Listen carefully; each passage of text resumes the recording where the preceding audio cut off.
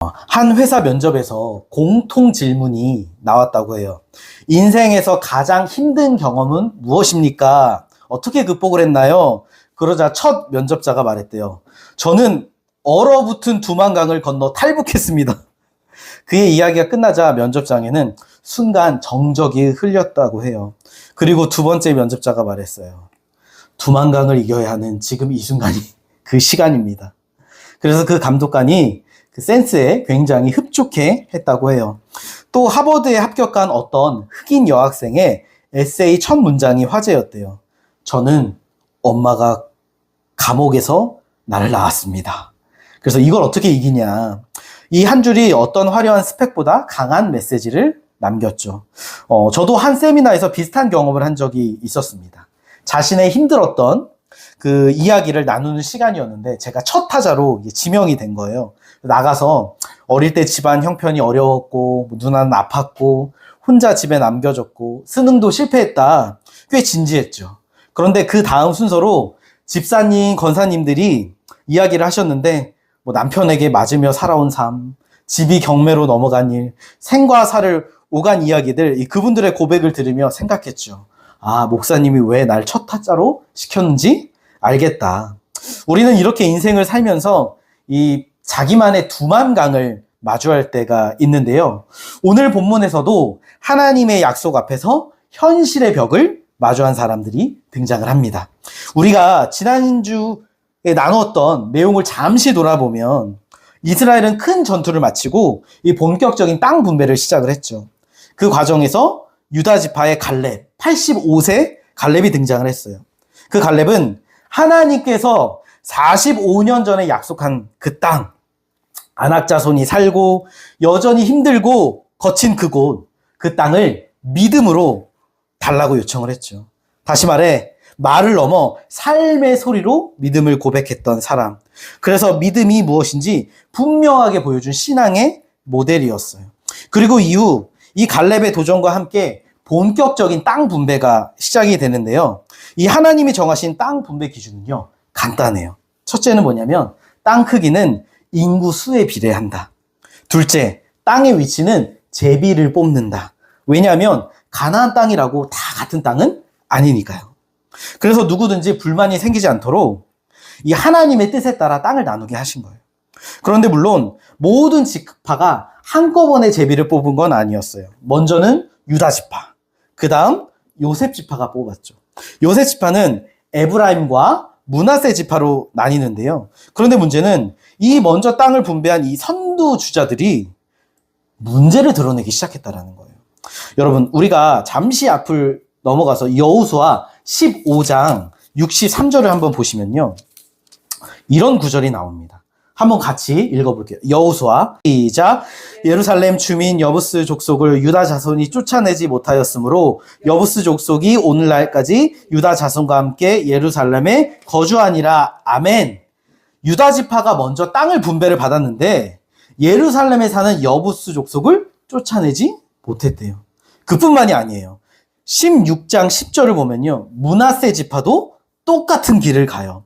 겟셀에 거주하는 가나안 족속을 쫓아내지 아니하고, 그리고 오늘 본문 12절도 이렇게 말하죠. 우리 17장 12절 말씀 다시 한번 읽어보겠습니다. 시작. 그러나 므낫세 자손이 그 성읍들의 주민을 쫓아내지 못하매 결심하고 그 땅에 거주하였더니. 아멘. 여러분, 이 말씀들의 포인트는 이거예요.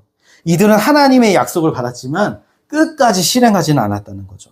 여러분, 우리가 읽었던 본문에서 계속 반복되는 표현이 뭐예요?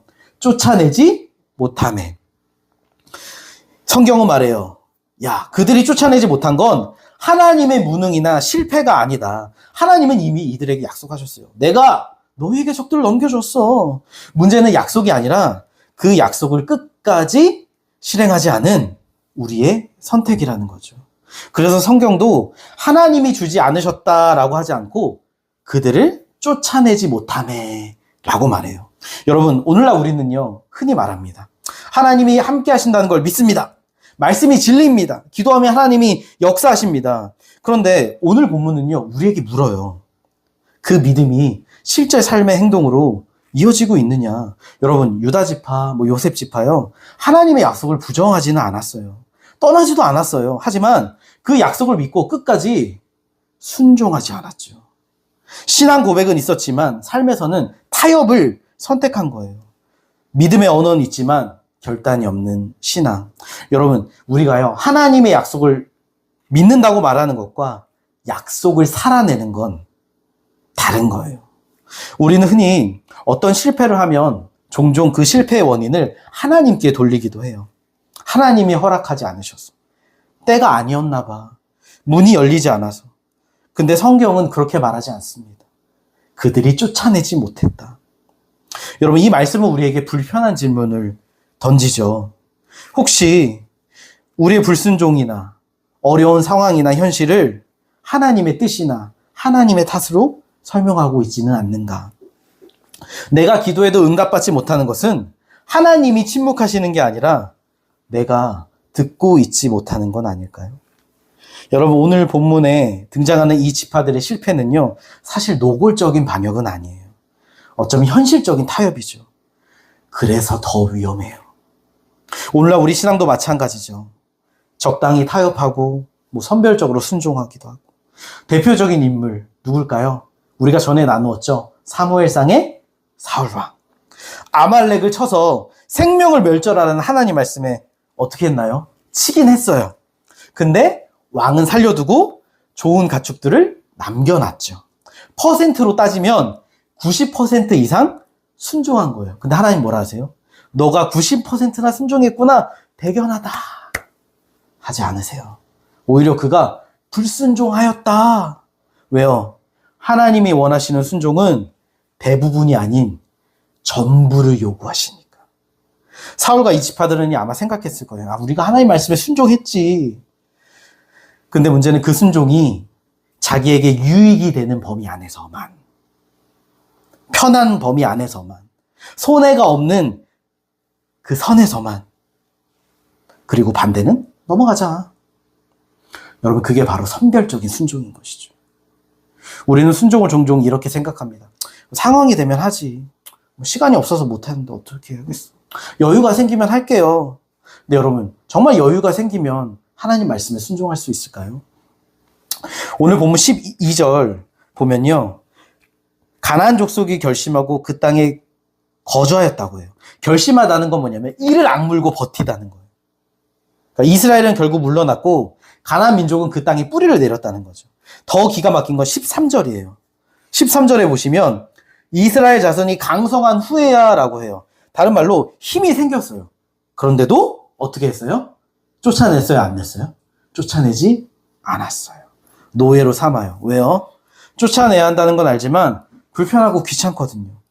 그리고 그 익숙한 편안함을 포기하고 싶지 않았던 거죠. 예전에 누가 개척교회 목사를 이렇게 비유하더라고요. 예수님은 시간을 뚫고 목사는 변기를 뚫고. 무슨 말이냐면 개척교회 목사는 굳은 일을 마다하지 않고 섬겨야 한다는 거죠. 저희도 이제 교회 장소가 정해지고 나서 참 손이 가는 게 많았어요. 저 입체 간만 붙이는데 자르고 오리고 붙이고 5시간이 걸렸어요. 하면서 이거 좀 누가 좀 해줬으면 좋겠다. 마음이 들더라고요. 제가 그동안 부목사 할 때는 다 같이 하면서 막 해주니까 얼마나 편했는데요. 근데 여러분, 편한 게 익숙해지면요, 우리 나타나는 특징이 뭐냐면 하나님 말씀 앞에서 낮아지는 거, 순종하는 거 어려워요. 이스라엘도 그랬죠. 힘들고 귀찮은데, 야, 남들도 이렇게 하는데 뭐가 문제냐? 좋은 게 좋은 거지. 여러분, 오늘날도 마찬가지 아닙니까? 오늘날 순종을 얘기하면 뭐라고 하나요? 누가 그렇게 온전히 순종하냐? 그렇게 하려면 목사가 돼야지. 여러분, 이런 생각 자체는요, 사탄의 속임수예요. 타협은요, 우리 인생에서 굉장히 작아 보이죠. 하지만요, 그 타협은 죄의 문을 여는 길이래요. 그리고 한 가지 비밀은요, 목사라고 순종이 자동적으로 되지 않아요. 왜냐하면 순종은요, 직분의 문제가 아니라 사랑의 문제거든요. 여러분, 예수님께서 요한복음 14장 15절에 이렇게 말씀하셨어요. 제가 읽어드릴게요. 너희가 나를 사랑하면 나의 계명을 지키리라. 다른 말로 순종은 사랑의 열매래요. 내가 정말 하나님을 사랑하는가? 그걸 보여주는 게 뭐냐면 순종이라는 거죠. 결국 순종은 단순한 결단이 아니라 내가 하나님을 사랑하는가? 그분을 나의 전 존재로, 내 삶의 유일한 목표로, 나의 보호자이자 나의 기쁨으로 여기고 있는가? 여러분, 그럴 때 흘러나오는 게 순종이에요. 그런데 우리는 말씀을 볼 때 보통 어떤 생각해요? 야, 이거는 그 시대 이야기지. 나는 아니야. 여러분, 그 마음으로 보면요, 오늘의 본문의 이 말씀이 우리의 삶에 아무런 유익을 주지 못해요. 말씀은 언제나 그때가 아니라 지금 나를 향하고 있는 거예요. 내가 이 자리에 있었다면 나는 어떻게 했을까? 그리고 지금 나는 어떻게 살고 있는가? 이 말씀 앞에 나를 비추어 봐야 하는 거죠. 그렇지 않으면 이스라엘이 그랬던 것처럼 우리도 이 남겨진 가나안과 함께 살아가게 되는 거예요. 그리고 그 남겨진 가나안은 결국 이스라엘의 아킬레스건이 돼서 그들의 운명을 바꿔놓았죠. 여러분, 사사기 시대 이스라엘의 타락은요, 갑자기 시작된 게 아니에요. 이미 오늘 이 본문에서 조금씩 시작되고 있던 것이죠. 오늘 본문의 선두 지파들 멋지게 길을 개척해야 했지만 유다와 요셉 지파들은 적을 완전히 몰아내지 못했어요. 그리고 14절을 보면 뜻밖의 일이 또 생기게 되는데요. 14절 말씀 같이 한번 읽어보겠습니다. 시작. 요셉 자손이 여호수아에게 말하여 이르되 여호와께서 지금까지 내게 복을 주심으로 내가 큰 민족이 되었거늘 당신이 나의 기업을 위하여 한 제비 한 분깃으로만 내게 주심은 하니 아멘. 본문을 보면 요셉 자손들이 여호수아에게 찾아와서 이야기했대요. 지금까지 하나님이 우리에게 복을 주셔서 우리가 큰 민족이 됐다. 여러분, 사실 이 말이요, 틀린 말이 아니에요. 이스라엘 가운데 가장 큰 지파가 어딘지 아세요? 유다 지파. 그리고 요셉 지파는요, 두 지파가 합쳐져서 두 번째로 큰 지파였어요. 그래서 남쪽은 유다가 차지하고 북쪽은 요셉이 많은 부분을 차지했죠. 나중에 남과 북이 갈라졌을 때도 이 북이스라엘을 대표하는 지파가 요셉 지파였잖아요. 그럼 여러분, 왜 이들이 이런 복을 받았을까요? 창세기 49장 보면 야곱이 요셉을 이렇게 축복해요. 요셉은 샘가에 있는 무성한 가지라. 여러분, 야곱의 축복 노래 아시죠? 네, 그 부분이에요. 그러니까 요셉의 순종과 믿음으로 온 이스라엘이 구원을 받았잖아요. 그 복이 이제 후손들에게 흘러간 거예요. 여러분, 오늘도 마찬가지죠. 저희 부부 자녀들에게 뭘 물려줄 수 있을까요? 장난감? 물려줄 게 많지 않아요. 물질, 환경, 지식. 저희가 물려줄 수 있는 값진 유산은 딱 하나예요. 하나님을 향한 믿음과 경외함. 이게 자녀에게 흘러가는 최고의 유산이죠. 우리가 하나님 잘 믿고 경외하면요, 그 복이 자녀에게 흘러가요. 여러분, 솔로몬 보세요. 말년에 얼마나 변질되고 타락하나요? 그런데 하나님이 참으세요. 뭐라고 하세요? 너의 아버지 다윗 때문에 내가 참는다. 심판을 유보한다. 자녀를 위한 최고의 복은요, 부모가 하나님을 향한 뜨거운 신앙을 가지는 거예요.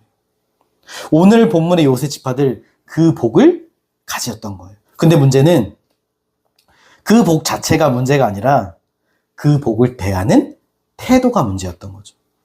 14절을 보면요, 우리는 요셉의 후손이다. 큰 민족이다. 근데 왜 이렇게 땅을 적게 줘요? 라고 말해요. 여러분, 사실 이들에게요, 땅이 부족한 게 아니에요. 이미 충분히 받았어요. 근데 왜 이거밖에 안 주냐? 여러분, 이들은요, 자기들의 조상 덕분에 누리는 그 복을 자기의 자부심으로 여겼죠. 그래서 이 받은 은혜에 대한 감사가 없었던 거예요. 마치 자기들은 받을 자격이 있는 것처럼 더 많은 것을 요구하며 교만했던 거죠. 자기들이 잘나서 받은 게 아니라 하나님이 은혜로 주셨던 건데, 우리는 요셉의 후손이다. 그 신앙적 배경이 자기의 의가 된 거예요. 근데 여러분, 오늘 우리도 비슷하지 않습니까? 내가 가진 신앙의 연륜이나 내가 했던 헌신의 시간, 봉사의 기록을 하나님의 은혜가 아닌 자기 공로로 여기는 마음. 얼마 전 인터넷에 화제가 된 한 은퇴 목사님의 이야기가 떠올랐습니다. 그분은 평생 교회를 섬겼고요, 강해 설교로 유명하고 존경받던 분이에요. 근데 문제는 자기 아들을 그 교회 부목사로 세우고 이 담임 목사와 갈등이 있자 성도들 몇백 명을 데리고 나가겠다. 그리고 교회에 400억을 요구했어요. 그럼 공 빼고 40억이라도 달라. 담보대출 받아서. 그거 우리 수준에 맞는 거 아니다. 뭐 그럴 수 있어요.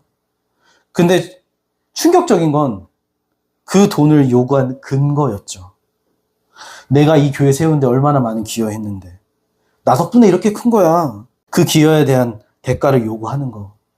고생하셨죠. 하지만 그건 자기 의예요. 이게 오늘 요셉지파의 신앙이었어요. 내 헌신, 행위, 배경을 공로로 여기는 마음. 사도 바울이 말한 배설물을 자랑스럽게 여기는 신앙. 여러분, 이 교회는 누구 걸까요? 윤유석 거? 우리 원사님 건가요? 아니요. 예수님 거죠. 예수님이 이 교회의 머리이시자. 주인이시잖아요. 여러분, 우리가 봉사하고 헌신하고 애쓰는 이유가 뭐예요?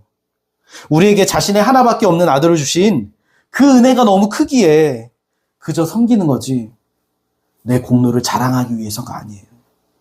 여러분, 그렇게 따지면 그 교회를 위해 그동안 헌금하며 봉사하신 분들의 기여는 이루 말할 수가 없죠. 여러분, 이렇게 우리가 우리의 행위를요, 나의 의로 여길 때 나타나는 특징이 뭐냐면 감사함이 사라져요. 여러분은 언제 마지막 감사해 보셨습니까? 제 주변에서도 자기 의가 충만하신 분들 치고요, 감사하는 분 많이 못 봤어요. 왠지 아세요? 그 자기 의에는요, 보상 심리가 숨겨져 있거든요. 오늘 본문의 요셉지파 이미 받았죠. 충분해요. 왜요? 하나님은 정확하신 분이시거든요. 근데 그들은 말해요. 왜 이거밖에 안 줘요? 여러분, 신앙을 은혜가 아닌 거래로 보니까 내가 이만큼 했으니, 이만큼 가졌으니 하나님도 사람도 우리를 인정해 주시고 그만큼 해주셔야죠. 근데 그 기대만큼 채워지지 않으니 서운하고 불평하고 감사가 나오지 않는 거예요.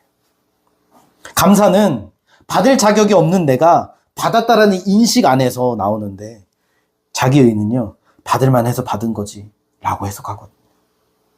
그 받은 은혜를 육체적인 시각으로 보니 아무리 많은 걸 받아도요, 충분해 보이지 않는 거죠. 여러분, 한 초등학교 선생님이 학생들에게 그런 말을 했대요. 야, 세상에 공짜가 어딨냐? 없어. 그러자 한 아이가 일기를 썼어요. 세상에 공짜는 정말 많다.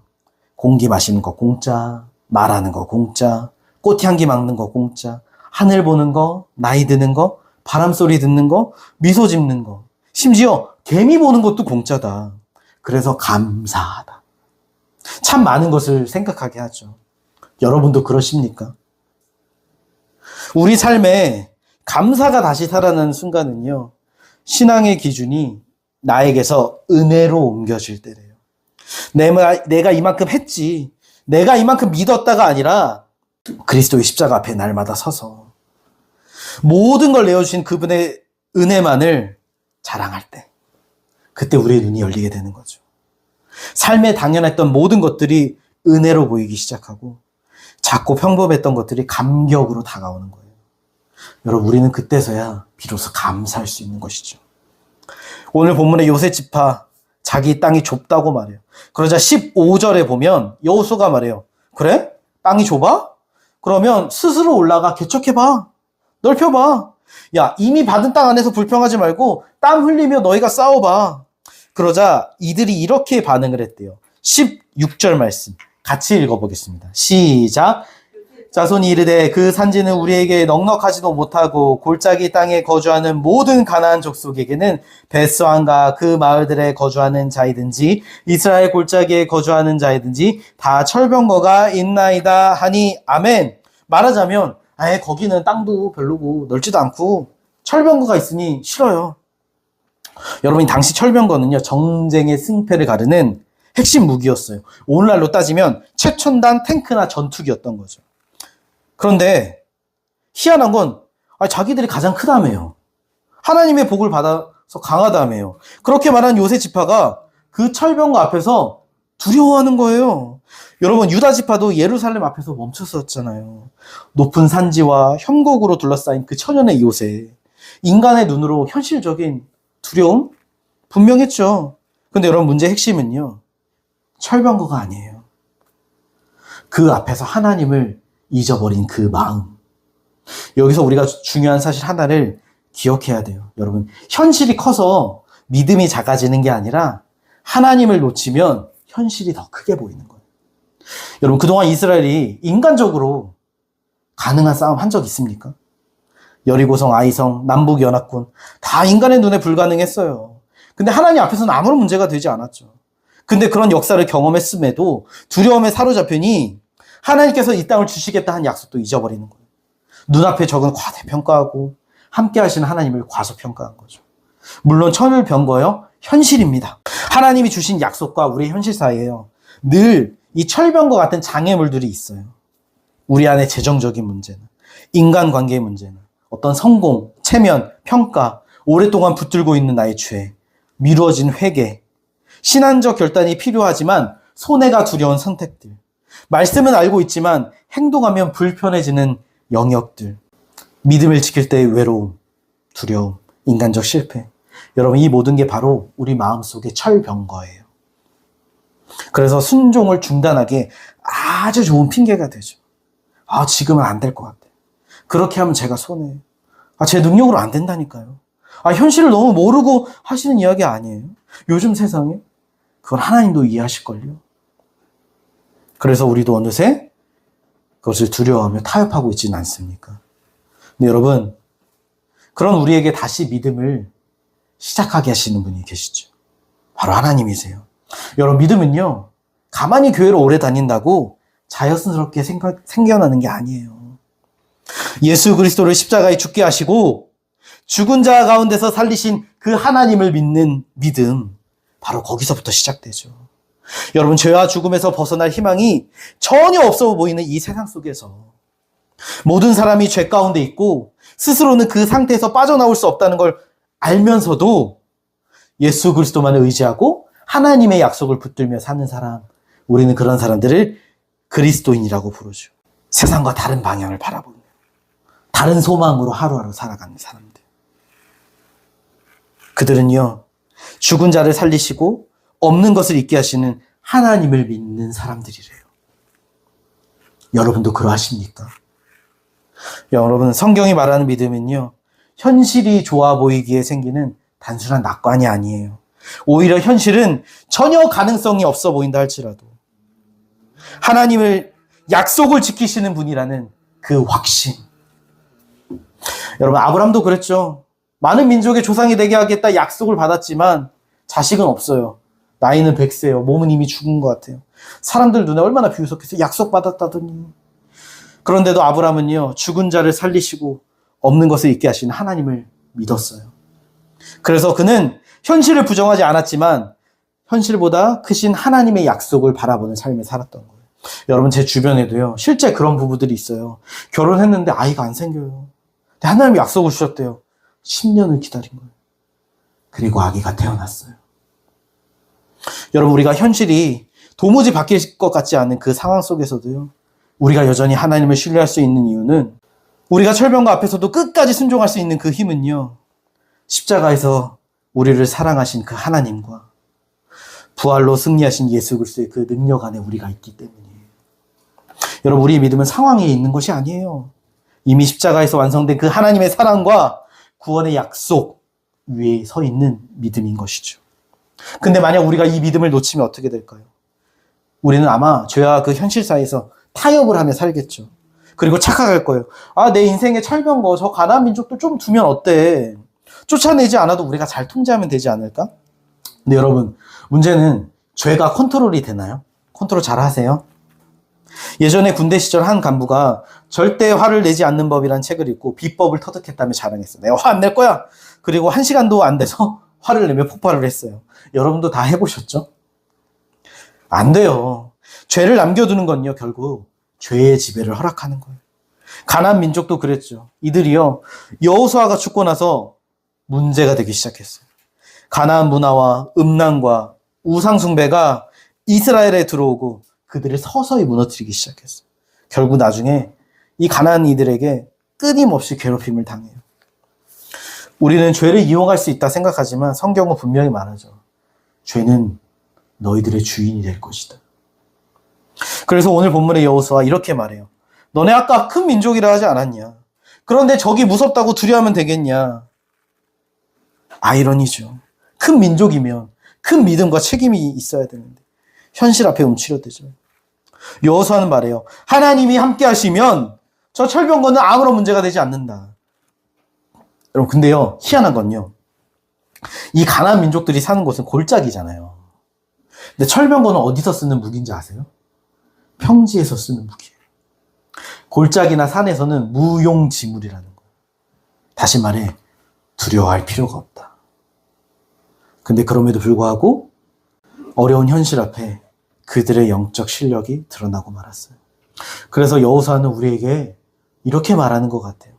야, 너희도 말만 그럴듯하게 하지 말고 너희들 안에 영적인 허세들 다 내려놓고 진짜 실력을 갖추어라. 여러분, 우리 삶에 늘 철병거 있어요. 그런데 중요한 건요, 그 철병거보다 더 크신 하나님을 바라보는 것, 그 눈을 잃지 않는 것. 그래서 그걸 위해 18장 1절을 보면 여호수아가 이런 행동을 했다고 해요. 18장 1절 말씀 같이 읽어보겠습니다. 시작. 이스라엘의 자손의 온 회중이 실로에 모여서 거기에 회막을 세웠으며 그 땅은 그들 앞에서 돌아와 정복되었더라. 아멘. 여러분, 아직 땅 분배가 진행 중인데 온 회중이 갑자기 실로에 모여 회막을 세웠대요. 왜 그랬을까요? 여러분, 이 실로는요, 가나안의 지리적 중심지일 뿐만 아니라 이 사무엘상 시대까지 이스라엘의 영적 중심지이기도 했어요. 회막은 하나님의 임재를 상징하는 예배의 장소죠. 근데 왜 하필이면 이 타이밍에 이 결정을 했을까요?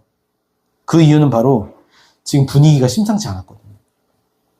땅을 분배 중인데, 아니, 이제 주요 세 지파 했는데 유다 지파도 적을 쫓아내지 못하고 요셉 지파도 쫓아내지 못하고 오히려 불평이 퍼지기 시작했어요. 철병거가 무섭다. 이거 나도 좋은 땅 얻고 싶은데 누가 정복 좀 해줬으면 좋겠다. 어느새 나머지 지파 이 분위기도 오염되면서 이들이 어물쩍어물쩍거리며 땅 분배를 피하고 있었던 거예요. 그래서 이 분위기를 바꾸기 위해 우리 전에 기억나시나요? 여호수아 8장에서 하프타임을 가졌던 것처럼 하나님 앞에서 회복의 시간을 갖자고 한 거죠. 지금이 위기구나. 그래서 우리 앞에 놓여진 현실의 문제를 먼저 해결하기보다 하나님 앞에서 예배를 회복하게 하신 거예요. 여러분, 순종이 멈출 때요, 하나님 우리에게 너 왜 그거밖에 못했어? 더 싸워야지. 더 노력해봐. 라고 하지 않으세요.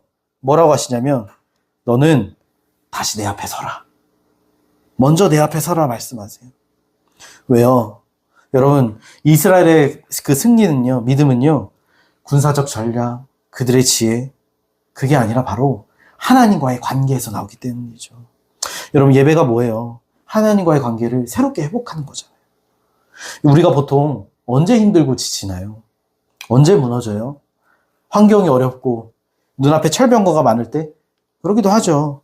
하지만 더 깊은 이유는요, 바로 나와 하나님과의 관계가 멀어질 때 우리는 영원히 지치는 걸 경험해요. 저도 최근에 한 가지 문제 앞에서 마음이 좀 많이 조급했던 게 있었던 것 같아요. 요즘 둘째 예찬이가 이 큰 볼일을 자꾸 팬티하거든요. 처음에는 이제 배 아프다고 변기에 막 앉기도 했는데 요즘엔 불편해서 싫다. 아내랑 저도 답답하고 여러 조건을 걸며 반협박도 했어요, 저는.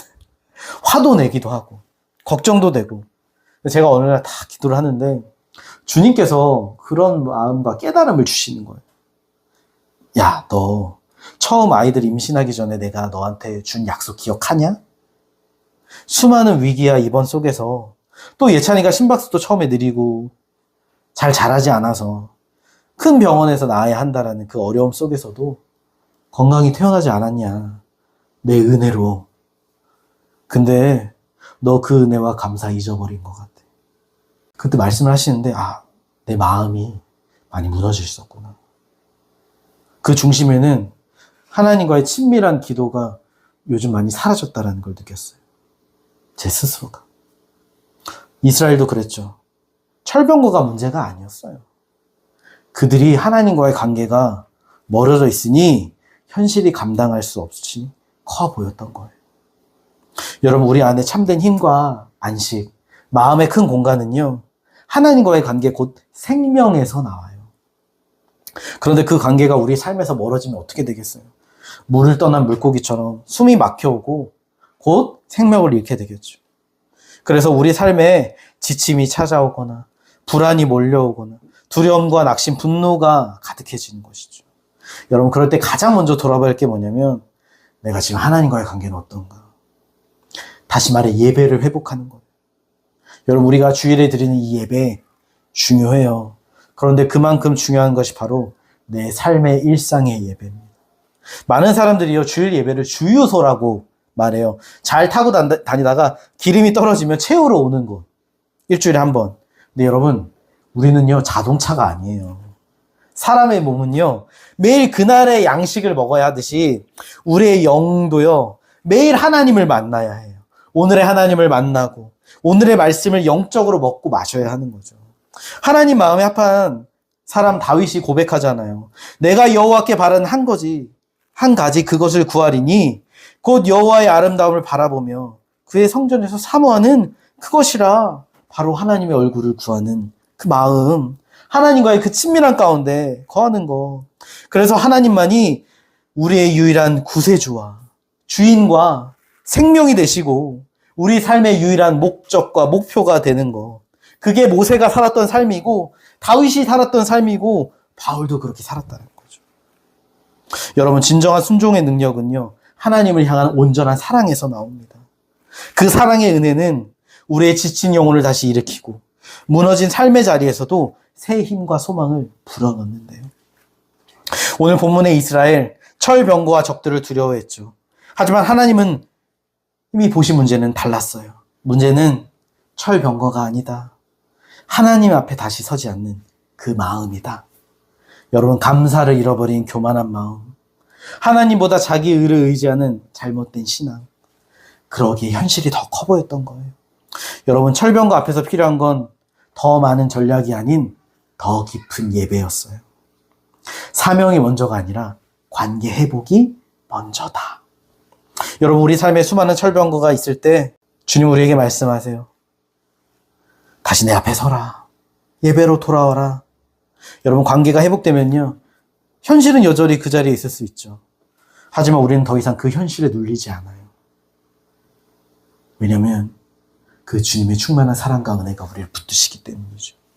사랑하는 성도 여러분, 오늘 우리의 철병거 앞에서 다시 하나님 앞에 서는 결단이 있기를 소망합니다.